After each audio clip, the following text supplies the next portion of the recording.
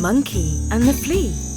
Hello, this is Jana and welcome to Story Nori. I'm back with another cheeky monkey story. If I say that the monkey is a small animal, I don't mean he's tiny like an insect or titchy like a teddy bear.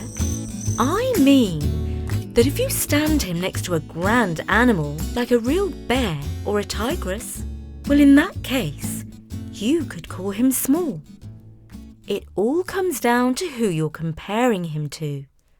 So now you see, that's why the bear often shouts, "I'm going to get you, you pesky little monkey!" And the monkey calls back, "I might be small, but I'm sweet." "Sweet? You've got to be kidding. You're about as sweet as a mouthful of bee stings." Please note, the bear also calls the monkey maddening, and the tigress calls him annoying, and other animals call him irksome. These words are all adjectives, and they describe the monkey as someone who is going to make you angry at some point. Now there is an animal that is a lot smaller than a monkey, and his name is Flea. Flea is an insect. He's about as big as the tip of a pinhead.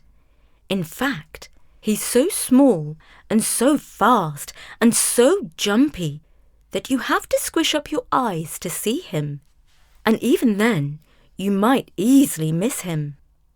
One day, the flea came to live with the monkey. To be exact, he set up his new home right in the middle of the monkey's hairy back. And when he was hungry, he just rolled out of bed and bit the monkey. And then the monkey started to itch and scratch. "Oh, I'll get you one day, you pesky little flea," he shouted. And he also used a lot of other adjectives too, including annoying and irksome and maddening, all the time he was scratching like mad, trying to catch the flea. But the flea sprang out of the way and called back, "Can't catch me." The monkey tried every trick to evict the flea from his back, but to no avail. He tried rolling in the sand, but the flea just called out, "Thank you, monkey. I'm having fun making sandcastles on your back." He tried jumping in the river, but it turned out that the flea liked the river because it was cool and refreshing. In any case, the monkey had to swim very quickly to the shore because the crocodile was about to eat him. And finally, he asked Priscilla Monkey if she would be kind enough to scratch his back for him. Priscilla Monkey was happy to oblige, but although she scratched the monkey's back from morning to dusk, she couldn't catch the flea. In fact, the flea became even more annoying, jumping up and down and biting the monkey all over. The flea had huge fun dodging the sharp claws of the monkey and of his friend Priscilla. He grew so confident in his ability to spring on his 6 legs to safety that one day he sat on the monkey's nose. The monkey felt him tickling and went all cross-eyed, trying to see him. Monkey's funny expression made the flea laugh. "Ha ha!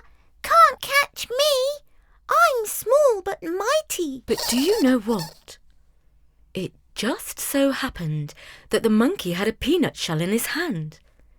And in a flash, he clapped it onto his nose. And this time he was quicker than the flea. He had finally caught his minuscule enemy. "At last, I have you in my power," he declared wickedly. "Say your prayers, you bloodthirsty little critter. You've itched me for the last time." "Oh, please, Mr. Monkey, sir, you wouldn't bite me, your little brother, would you?" "Why not?" asked the monkey, puzzled. "You've bitten me enough times, haven't you? Besides, What's this thing about you being my brother? We're not related. We're not even friends. In fact, we are the worstest enemies. But don't you see? I'm just like you, declared the little captive flea. What a cheek! Like me? You're not at all like me, said the monkey, more frustrated than ever. You're tiny and jump around on 6 hairy little legs. And most of all, you're really, really annoying. Ha! said the flea. Doesn't that remind you of anyone you know? Aren't you always jumping around on your hairy legs? And don't the really big animals call you small and pesky and annoying? Well, yes they do, admitted the monkey. So, you see, we're just the same, you and me. That's why I call you brother, and you wouldn't want to hurt your little brother, would you? That depends, thought the monkey. Then he had an idea. Tell you what, I won't call you brother just yet, but maybe we can be friends. Now, tell me, little flea, what does my blood taste like? Why, your blood tastes of banana milkshake. Well, that's because I eat lots of bananas, said the monkey. Do fleas like the taste of banana milkshake so very much? Well, it's okay, but it gets boring after a while. What if I were to tell you that I know a place that serves honey-flavoured milkshake, and another one just across the way that serves hot buttered toast? What would you say about moving over there? Now the little flea, realising that his prospects were looking up, replied cheerfully, Why, brother monkey, that sounds like a great place to live. Fantastic, grinned the monkey. Call all your friends and relatives and tell them that you're moving into some brand new accommodation, where they serve the best food in the jungle. And the flea, delighted to be set free from the peanut shell prison, bounced off to gather hundreds of his friends and relatives. It was a veritable army of fleas, too many to count. In fact, there might have been thousands of them. The flea army took a solemn oath not to bite any monkeys before jumping onto the two monkeys' backs. Then the monkey pair swung through the trees, carrying the fleas to the place where the tigress and the bear lived, just opposite each other. All the fleas on the monkey's back went running to the bear's cave, and the ones on Priscilla's back charged into the tigress's lair. They soon hopped onto their new homes and sampled the food. It was as delicious as the monkey had promised. The bear tasted of sweet honey, and the tigress of hot buttered toast. Yippee! They called out. The food here is delicious. Thank you, brother and sister. No problem, replied the monkey, relieved. Hope you live happily ever after in your new homes. But the bear and the tigress were far from happy, and nothing they could do would get rid of the fleas. Not diving in the river, not rolling in the sand, not scratching each other's backs. The bear itched all day and night. I'll get you, you pesky little fleas, he called out.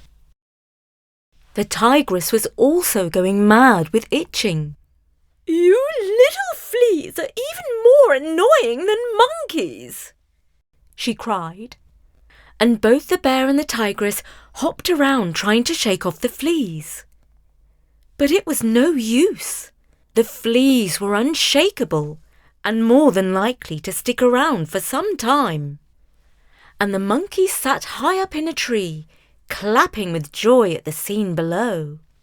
I am no longer the most irritating animal in the jungle, he announced. and I don't mind losing my top title, because it's fun to watch the funny new dance that the bear and the tigress have come up with. I shall call it the Flea dance. And remember, however small you are, there's always someone smaller. And however big you are, there's always someone bigger. And however tricky you are, there's always someone trickier. And that was The Monkey and the Flea, read by me, Jana, for storynori.com.